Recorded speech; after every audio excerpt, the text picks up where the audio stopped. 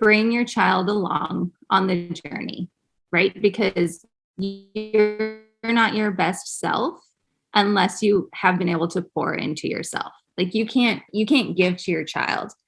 And when you're feeling not your best because your body isn't the way you want it to be, you're not feeling your best because you're not getting the rest you want, you're not feeling your best because you're not eating the way you want, right? Then what you're essentially doing is teaching your kid, I'm putting you above myself. But yet I'm not caring for myself so that I can give you my best, right? It's this awful catch 22. I want to see you happy. Right now's the time. Let's go. Hey. Today we have Audrey Bready. She's a professionally trained classical dancer who helps women naturally rehabilitate their postpartum bodies through dance so they're able to be strong and confident in themselves. Thanks for being here today. Thanks for having me, Melissa. I'm really excited to talk about this with you. Awesome. So, when did you get into classical dancing? I started dancing at the age of 6. I was in kindergarten or I met my best friend at the time in kindergarten, and she was dancing and I wanted to spend more time with her. So what she was already doing outside of school was dancing. And so my mom signed me up for ballet and jazz. And from there, it just kind of, maybe in my parents' mind, spiraled out of control. Wow. But has definitely become my passion in life. And I feel like anything and everything can be taught through dance, whether it's something that's academic or something to help our bodies feel better about themselves or creativity. That's really cool. I put my daughter in dance right now. She's like 4. So it's like, I don't know where it's going to take her, but hopefully it's like a cool journey like yours. Was owning a dance? It'd be really exciting. Go ahead. Oh, yeah. Well, my story is, it takes me all over the world, which is really exciting. So I started dancing, like I said, at 6, and then my family moved down, and we were in Austin at the time, Austin, Texas. And then we moved down to a place called McAllen, Texas, which is on the Mexican border in the deep South. Yeah. And at about 15, I hit the max of what my teacher could teach me and was accepted to a program in Michigan State at Interlochen Arts Academy. So then I went to boarding school for 3 years for dance. Then jumped on over to Seattle, Washington to get my bachelor's of fine arts in dance at a school called Cornish College of the Arts. And then my husband and I moved back home to McAllen, Texas, because it's way cheaper than Seattle, and found ourselves in Moscow for a couple of weeks one summer, where I ended up being certified in training for ballet through the Vaganova method, which is the Russian method. Girl, you sound like you was really good. Like, I've sat through those like dance competitions. Like I said, it's so much control, right? Yeah. Like, wow. Was owning a dance studio something you always wanted to do? I think so. It's not shaping up to be what I dreamed it would be when I was 12 per se, but it is something that I truly love, and I love my students, and it's so exciting to see where it goes, because we really stand from the point of creativity rather than competition or technique. Obviously, my background shows that I have a very strong technique base, but when you look at the statistics of what children really need and what people need when it comes to growing as people, it's creativity. They don't need to be told anymore how to do something and what to do. They get that enough in school, right? So to be able to come at the end of the day and dance and have the opportunity to be critiqued, sure, because there are very safe ways that we need to move our bodies and to be told how to do that for safety reasons, but then also to be given the opportunity to, dance with their best friend in the classroom and not just stand at a bar and hope that they get to stand next to each other all the time. But let's let like what is it like to make a dance out of patty cake, for a 3 or 4-year-old. Or as they get older, like let's start playing with some modern partnering movement. And how do you take on someone's weight and it not feel like they're 100 pounds because they don't know how to lift themselves up, but that you can use momentum to help bring them up into something that you never dreamed you could do, and then bring them back down to the ground safely. And just having those opportunities to explore with one another instead of, like I said, being told what to do, how to do it, and when to do it. That sounds unique from a like dance owner's perspective, but then when we're like setting our kids up for the school, we don't even think about none of that, or even think of it from our children's perspective. Right.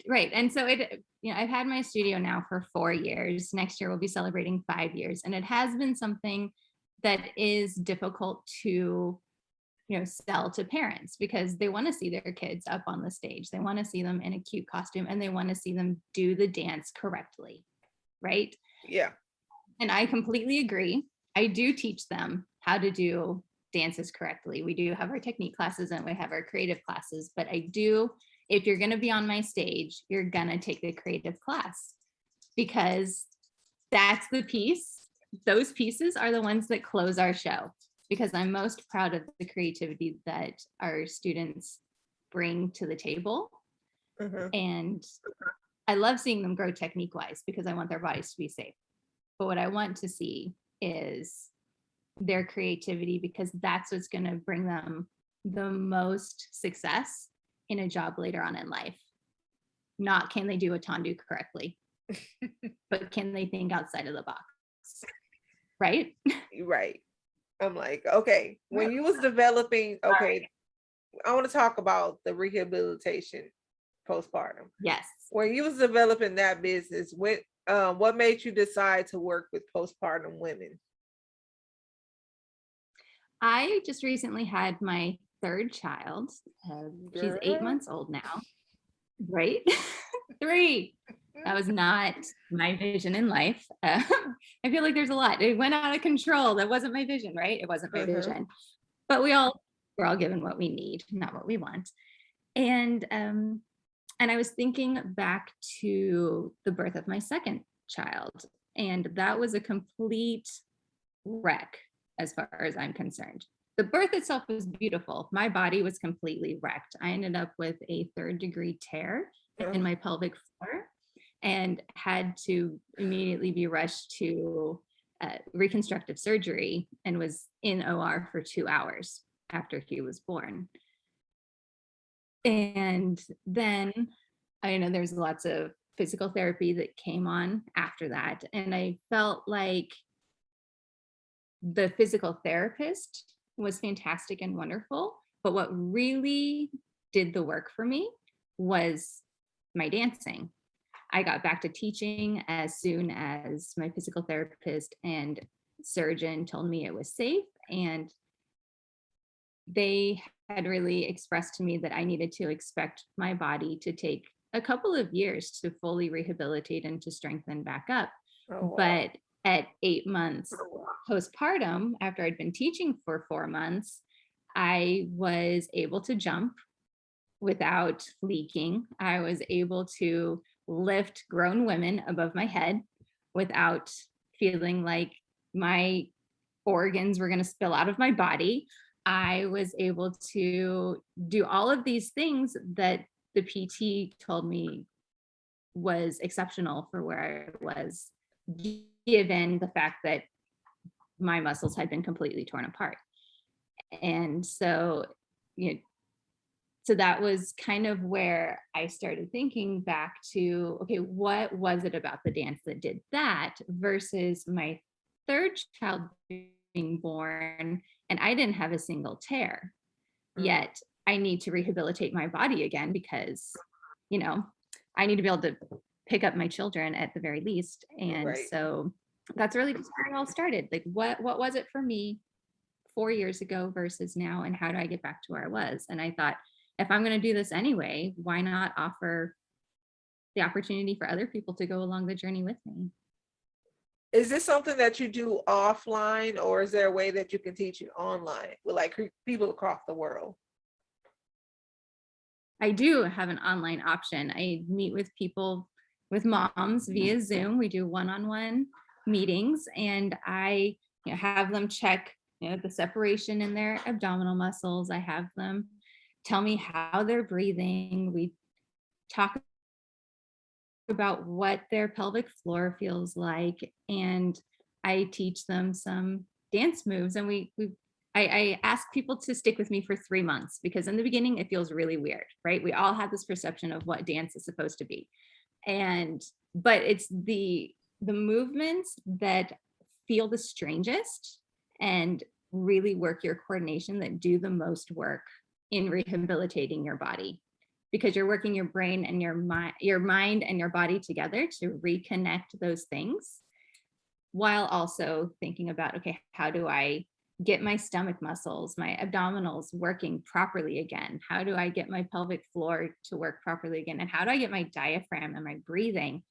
to be deep and restful again? And so we hang out for 3 months, and then we figure out what's going on, if more needs to be done, or if we move into a different direction. And also it depends on how old the child is, because I definitely invite babies to come and join their moms, because the probability, at least in my life, Mhm. of finding time to exercise or dance by myself is only when I'm in the studio teaching other students. I don't get to do it for myself unless I'm doing it with my children. So not only am I teaching moms how to rehabilitate their bodies through dance, I'm also teaching them how to do it with their child. So that way there's bonding that's taking place, and you are introducing your baby to music and dance all at the same time. So is it a style of coaching where it's one-to-one, or is it like one-to-many for people interested in working with you? One to one. I'm one-to-one at the moment, Okay. online. Yes, From one to my one. experience, I know what it's like to have like a child years ago and feel like I can never get my like pre-body back, or that pre-feeling of my body, how it was before I had a child. I've tried like Right. everything. So what advice would you give to a mother who's had a child years ago, but still feels like she's in a funk with her body years later? That's a good question. My advice would be to bring your child along on the journey, right? Because you're not your best self unless you have been able to pour into yourself. Like you can't give to your child. And when you're feeling not your best because your body isn't the way you want it to be, you're not feeling your best because you're not getting the rest you want, you're not feeling your best because you're not eating the way you want, Mhm. right? Then what you're essentially doing is teaching your kid, I'm putting you above myself. But yet I'm not caring for myself so that I can give you my best, right? It's this awful catch 22. So Mhm. when you bring them along, essentially what I teach moms is I teach them this dance that they can, that's specific to them, that they can put on any song and say, let's have a dance party, right? So they're dancing and exercising while the kids are doing whatever they want dance party wise. And so then they're getting their endorphins going, you're getting your energy used up so you can sleep better.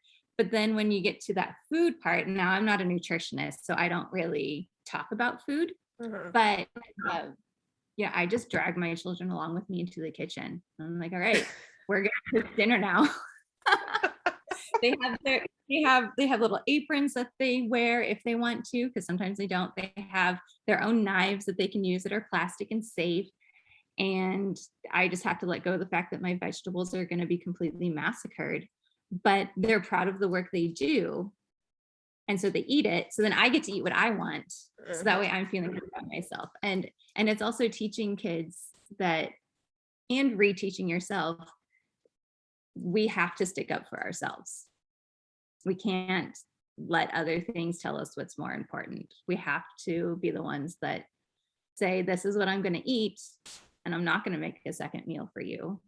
So you're going to eat this with me, because I want to teach you how to take care of your body, right? This Right. is the dance. We're having dance time right now, or we're doing exercise right now, and you can jump on my back and ride me like a horse while I do cat cow. I don't know. But this is what we're doing right now. And it also helps them learn how to focus and be independent sometimes too, because they've decided, I don't want to do this with you. So I'm going to go read a book or color a picture for you or Uh, something. I find So- that hilarious because I love line dancing. I'm a line dancing person. But my Yes. daughter, like, Uh-huh. okay, even though she's in dance now, she's a terrible dancer. She has no rhythm. It's like when I try to do my line dancing, it's just like I Or just get so frustrated because I look over at her and she's just looking a mess, and I'm like, I can't even do this. I can't even dance with my daughter because I'm like, you ain't got no rhythm, girl. well, and that's a really great point that you bring up, right? Because she's 4. And Uh-huh. yes, we all have natural rhythm within our bodies, but then also, there's a lot of people that march to their own drum. We see that all over the place. And so, uh, it's, for me, I have had to work. I'm on my 3rd child, so there's been a lot of personal growth in that exact space, being a dance teacher, right? And having to let go of the fact that, is this about me or is this about them right now? And if it's about me, then I need to not worry about them. If it's about them, I will give them all the critique I want to give them. But Yeah, but just making that separation of, if it's about me getting my time, then they need the freedom to have their time too. I love that. I need to start. I'm Thanks. gonna start doing that. And I need to. I'm gonna start doing it because I'm just so in my head all the time. Right, right. And I think that especially with something like dance, that we see performers and we see professionals and they look perfect, right? Because Yeah, they've been doing it for decades. So of course they look perfect. Children, ourselves even, maybe haven't. Obviously your daughter's been doing it for what, maybe 2 years tops. yeah. And so it takes a lot of work to put your body in the exact correct spot at the exact correct time. And I really think that that's something that doesn't come together with the brain to mind connection until you're well into high school, really. Hmm. Uh-huh. Yeah. Yeah. I mean, I think about when I was growing, and I don't know what your growing journey was like, your physical, like growing into being your adult tall self or whatever your size is. But, as a girl, I would grow 3 or 4 inches in a year in junior high. And how could my brain keep up with that? I just learned how to do a dance move, and now my body's 4 inches taller and I have to relearn how to do it all over again. And so there is this struggle that until you've maxed out on your height, then you're relearning everything all over again every time you walk into a dance class. You're saying things that I have never even considered. Like I've never even considered like my height and dance and like, wow, okay. I'm sorry. I geek out so badly on dance. Sorry. Like, It oh gets out my. of control, girl. Like I love dancing, but I have never, I don't know, I remember dances easily in my head. So it's like I don't even think about I'm this much taller now and I need to relearn. Girl, a lot. It's a lot. And so it's a lot. And so I think that as moms, when we have gone through that pregnancy journey and we have, now we have this little human in our arms and in our lives, that we're kind of back to that same place of my whole body has completely changed and I need to relearn how to do all the things that I used to do that used to come so easily because my muscles were strong and now I'm weak again. And so I think that I don't know, I think dance is such a beautiful way to retrain our bodies and to remind ourselves that life can be great and it can be creative and it can be beautiful, but it does take work. And but it can be fun at the same time. And then that's why you bring your family along with you on the journey instead of hiding yourself off in a room doing, tricep push-ups and trying to find time to jog when, I mean, you can get jogging strollers and those are super fun. I've done that a few times. But in my day-to-day, I just have to put on music and say, this is my time. You're going to join me in a dance party or you're not. And I'm going to roll all over the floor and I'm going to jump and I'm going to turn and you're going to do handstands and jump on the couch and we're going to have a great time together. Which brings me to what I was thinking next. Like, my okay. two oldest.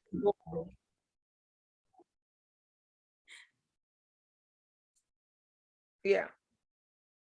Yes, I'm here. Okay, so what were you going to ask? Yes. I was going to ask, okay, you're a mom of 3, your wife, you have a brick and mortar and then a one-on-one program. Sounds like you stay pretty busy. So how do you make time for yourself? Well, I am very strict about bedtime. Very strict. Right. But at the same time of being very strict, once that door is closed to their bedroom, I don't care what they're doing. If they're not asleep, that's completely on them, but they're not coming outside of that door because my husband and I are going to have time together, or I'm going to catch up on work, or I'm going to take a bath, or I'm going to watch a movie that I want to watch. Right. And so, yes, it was hard work to train my children to not come out of their room. And soon I'll be doing that journey again with my daughter, my 8-month-old. But they are in their room by 7 p.m. and they do not come out. And then I have 3 to 4 hours in the evening if I'm not teaching, right? Because I do come home late when I'm teaching. But on the nights that I'm not teaching, then I know that I have 3 days a week where I have 3 to 4 hours to get me time done. Girl, that's a lot. Yeah, it's a lot. It's a lot. Other than that, like if you ask me about my work life and stuff, it's a total wreck. It's like, this is on the schedule right now and I'm gonna do it. Oh, you bonked your head. Okay, I guess I will be starting in 15 minutes instead. Right. But it's every day is a new day and we do the best we can. But I know 7 o'clock is me time and I get to choose what I'm gonna do. I love that. It's like 8 to 12 hours a week. Like, wow, I need that.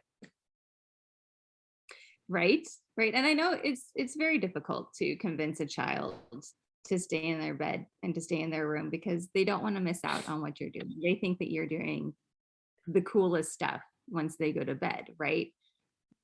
Yeah. So my husband and I, we work really hard at when we hear their door open, and because they're allowed to go to the restroom, of course. When we hear their door open to go to the restroom, then if we have the TV on, we turn it off and we pull out a book and we and we do all these things where they think we're doing boring stuff. And yeah, so that way they're not feeling FOMO. And we think it's hilarious because then they go back to bed and we start cracking up. But they have a sound machine so they can't hear us, and it's a process. My oldest is 6, so we've learned a lot in the last 6 years of putting priority. Exactly. How But as soon often as do we found out we were third. Yeah, keep going. Oh yeah, as soon as we found out we were pregnant with our third, then we had to really buckle down on our intentionality. That makes a lot of sense because 3 kids, 1 kid is a lot. 1 kid is a lot. So imagine 3, like 1 times 3 times trouble. Fun trouble, a lot of times. One of my boys. Fun.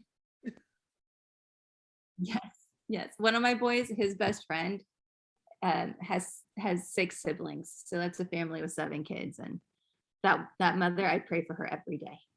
I'm laughing because I'm one of 7. Are you? Woo! So being a kid of one of, yeah, That's why I only had one. I hear you. I hear you. Woo. How often do you take like a complete vacation from everything business? I try to do that twice a year. Of course, with COVID, things were a little different because we couldn't leave our houses. So we were all soaking in our own Yeah. stuff.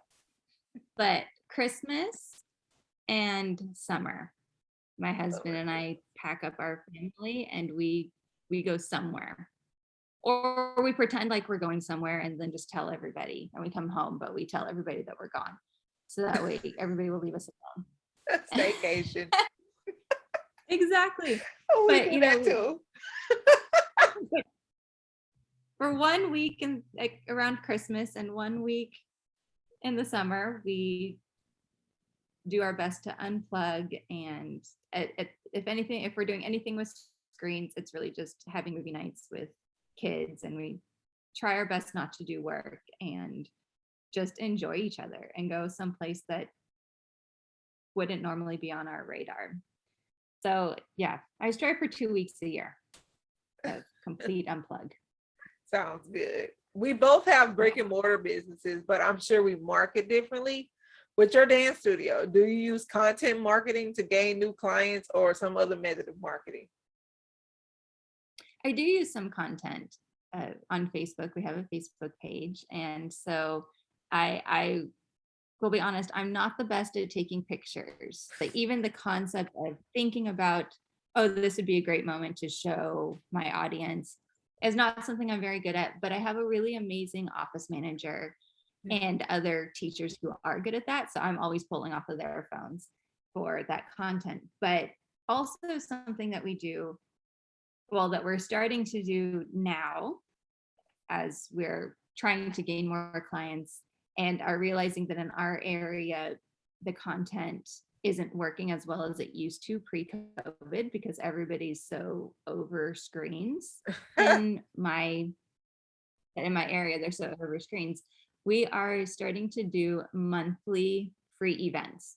So drop off your kids, this specific age range. The Saturdays are one of our first ones. So drop off your kids ages 3 to 8 for 3 hours. They're going to dance. They're going to have a snack.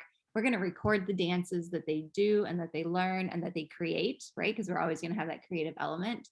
And after mom comes to pick them up or dad, then they'll have a link that they can go and see what they did during the class. And then of course we ask them if they want to come and do a trial class that's actually a normal studio experience. And so we'll see how that goes. I'm really excited. It actually sounds really brilliant. Thanks. It does sound really brilliant because my daughter goes to a gym and they do like the mommy what is it called, the Mother's Day out on the weekends. Yes, they do it like a 3-hour on the weekends, and it pulls in so many like new clients for them. They do this like every weekend though. Like you have to pay $40 for your child to attend the Mother's Day out. But then when you come back and then you see like the video, it's like, oh my God, let me just enroll my child. Like her class is flooded now because they started doing that. I believe. Well, good. I'm glad that I'm on the right track. It's good to hear that it's working for somebody. So yeah, we're doing it for free. We're not charging yet. Which make it even better. So, even better. I say our registration is full. So I can imagine 3 whole hours. It's like Mother's Day out, 3 whole hours away. I'll sign my child up quickly. Yes. It's fun. And I'm looking forward to meeting some new kids, and my boys will be there. And so they're going to make some new friends, and it'll be fun. They're fun moments. Do you market differently for your one-on-one online training program? I do. I have a Facebook group where Mhm. I have a weekly I don't know, weekly training. Currently I'm doing a 16-week series on exercises to strengthen the core and to Mm. heal the diastases recti, which is the separation of abdominals. And so we're in our fourth week, and the videos are short. They're, maybe 10 minutes tops. And we just, yeah. And then, I talk about the muscles and how they work, and trying to really help women get that mind body connection back. And sometimes we talk about food, but mostly we talk about exercising and how do we do this with our children. And I'll show, funny moments with my kids dancing with me, and everybody thinks that that's hilarious. And they're like, I could never allow my kids to do that. And then I just remind them, well, like I told you, is it about you or is it about them in the moment? Sometimes we have to let go and really focus on ourselves as moms. And so, yeah, it's a lot of mental work and a lot of physical work, but it's fun. I have It fun with sounds them. fun. Are there And it's a any? free group, Yeah, it's free group. It's right? your Facebook group, It's called Postpartum Dancing Moms. postpartum dancing moms. Are there any more tips Postpartum, you'd like to give postpartum women who want to restore their bodies through dance? absolutely. So the first thing I would say that you should really work on is getting your back to relax. Because when you're carrying around your children, or you are carrying around your groceries or stuff, like how many of us go to bed at the end of the day and think, holy cow, my lower back really hurts. And I didn't notice it until this moment, right? That's like, especially when you're pregnant, that's where you are when you're newly postpartum. And so doing what you can to stretch out your back throughout the day. One of my favorite things is to do child's pose, which is where you tuck your knees up under you Mhm. and sitting, and you drape your head forward to try to get your forehead onto the ground. But if you stick a pillow between your legs and your stomach, it's going to force that stretch slightly more. And that lower back pain is going to be released much more quickly. But then something to really make that work even better is to put your arms in front of you, but face your palms up to the ceiling. And it's going to come, and then it's also going to stretch out underneath your shoulder blades at the same time. All right. So let me paint that picture for you one more I'm over time. here trying to visualize and do it in my head. Yes. So you're kneeling on the floor, Okay. right? If you do yoga, it's child's pose, but you kneel on the floor and you put a pillow on your knees and you lean forward to try to put your forehead or tip of head onto the ground. You're not going to make it depending on how thick your pillow is, but you might. And then you're going to, once your head is on the floor or close to it and you're feeling the stretch in your back, you're going to put your hands out in front of you and turn your palms up to face the ceiling. Okay. Okay. Okay. Maybe what I'll do is I'll send you a picture of it. Okay. Because I'm trying to visualize this because I don't know. In my child's pose, I'm like, normally my hands go the other way for relaxation. But you want Right. them to go in front of my head.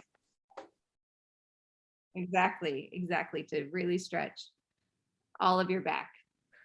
It's different. It is different, but you're going to feel it in a very different way, but it's going to feel really good. And it's different. Yeah. That's all I can say is that it's different, but it works. Okay. Okay. So let everyone know where they can connect with you outside of your Facebook group. All right. So you can, well, at the moment, I'm really just hanging out on Facebook, unfortunately. I don't have a website. I lost it during COVID. there was, yeah, the payment, having a website just didn't make sense at the time. And so I haven't built that back up quite yet. But so I have my Facebook group, or you can find me on Instagram, Audrey Bready. My whole business name is Dance Arts Online. We're on Instagram and on Facebook. And so All right, it's girl, Dance Arts billions of Online. people on Facebook, so you good. Yeah. I'm pretty sure everybody on Facebook anyway, so. Probably there is a lot of people on Facebook. So it's yeah, trying to figure out marketing in 2021, 2022 is a completely different game than it was in 2019, 2018. And so I'm just learning. I'm in the learning curve because I'm a dancer. I'm not a computer person. So I have coaches that are trying to help me learn these things, and my brain's a complete wall against it. But I'm doing my best. We're chipping away slowly but surely.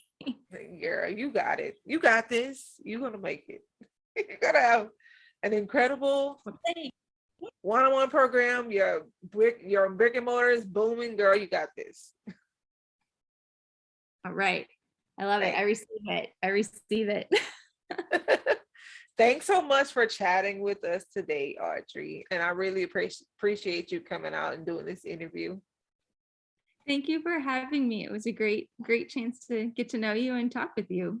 Thank you for tuning in. Stop playing at life. Let's go. Hey, You just listened to Melissa with Stop Playing at Life, because you know damn well you need to go out there and have a life. Right now's the time. Let's go. Hey.